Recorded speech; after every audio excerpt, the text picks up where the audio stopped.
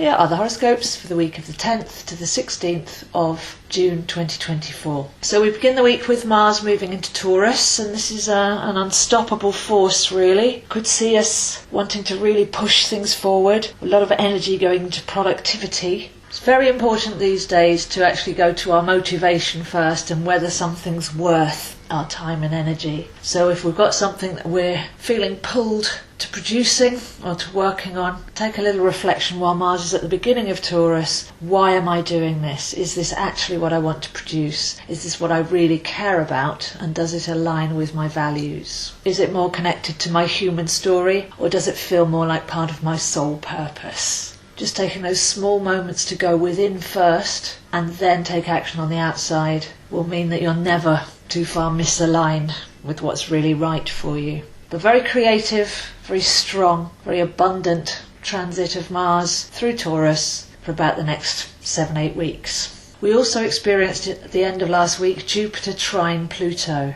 So two very big and powerful planets making a harmonic trine aspect to each other. It's quite slow moving, so will permeate the whole of this week.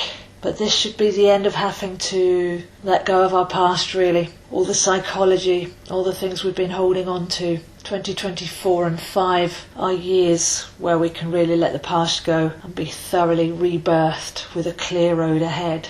Jupiter in the sign of Gemini, the mind. This may have brought up some past life or past of this life, deep situations back into our recollection so that we can tie up those loose ends, change perspective and move forward sovereign and free. So very positive energy there. And with 4 planets all in Gemini after the Gemini new moon, we're in a 2-week window now up until the 22nd of June when it's the next full moon. We've got Jupiter, Mercury, Venus and the Sun. Mercury, Venus and the Sun all moving quite close together in the very mental sign of Gemini. So some useful things to be able to keep our mind open and change our perspective. When we look at Gemini as the twins, can we have a practice of seeing things from the opposite side? We're brought up to see things from other people's opinions, put ourselves in their shoes, that kind of thing. But do we actually still do that?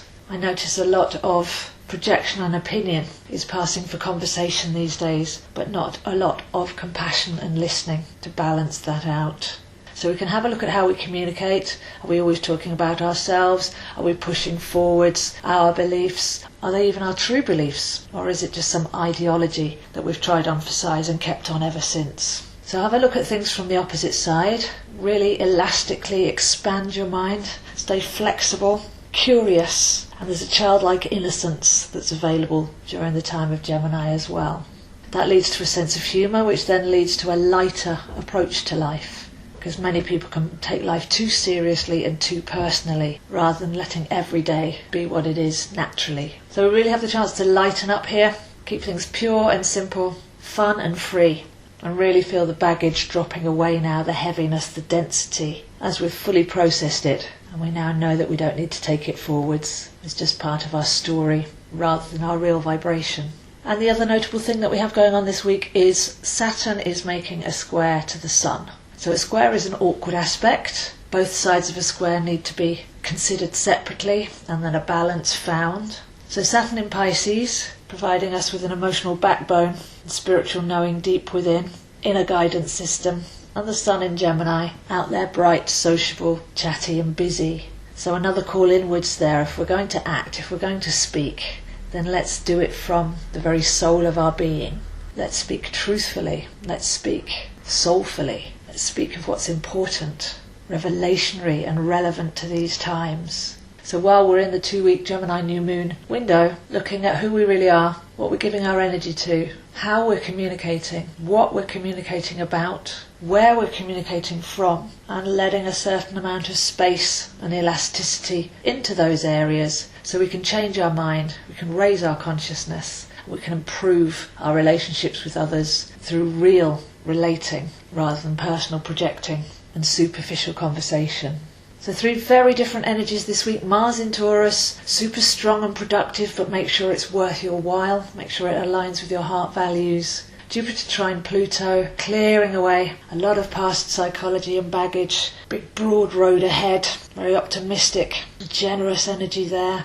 And then the 2-week Gemini window, Venus, Mercury and the Sun also involved, putting all the focus on our mind and our communication and our perception of self. And then Saturn square the Sun, just saying if you really want to find your true self, you've got to go very, very deep within. And everything on the outside will become more sincere and authentic if we connect to that side of ourselves first.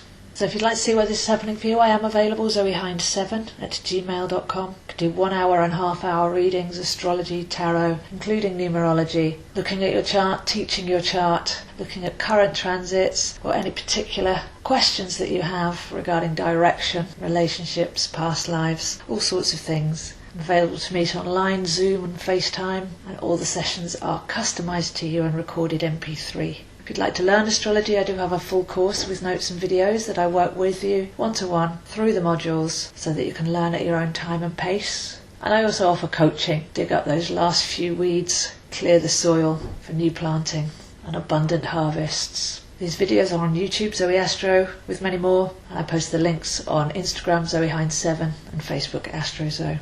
So wishing you a wonderful week. Nothing really on the move here, but lots of energy still at play. It's 4 themes there that we've gone through. See which one you can tune into and feel. But we're really heading into the very open waters now. And while it's uncharted territory, our inner compass will be our most reliable guide. So wishing you a wonderful week, and I'll see you next week.